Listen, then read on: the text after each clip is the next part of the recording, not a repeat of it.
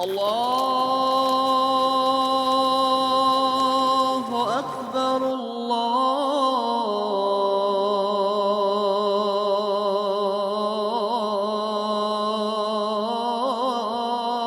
akbar. Ertalabdan boshlab barcha hududlardagi masjidlarda hayit namozlarini ado etish uchun tayyorgarlik boshlandi.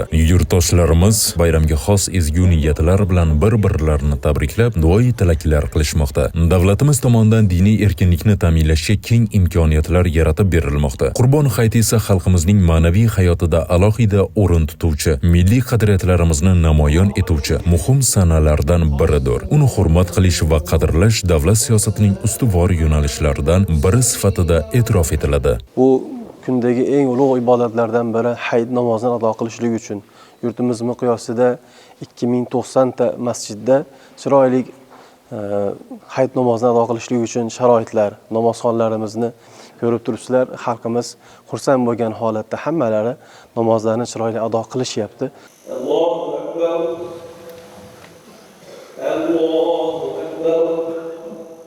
Hayit namozlari chog'ida yurtdoshlarimiz yurtimiz tinchligi, xalqimiz osoyishtaligi, oilalarga fayz va baraka, yosh avlodning barkamol bo'lib voyaga yetishlari uchun Allohdan duo qilib so'radilar. Bu muqaddas ayyom bir-birimizni ko'proq tushunish, mehr va e'tibor ko'rsatish, jamiyatda totuvlik va hamjihatlilikni mustahkamlash uchun katta imkoniyatdir. Namozlarimizda Alloh taolodan so'rab, yoshlarimizni mana o'qishlariga, dasturxonlarimiz mo'l-ko'l bo'lishiga duolarda bo'ldik. Alloh taolo duolarimizni mustajob aylasin.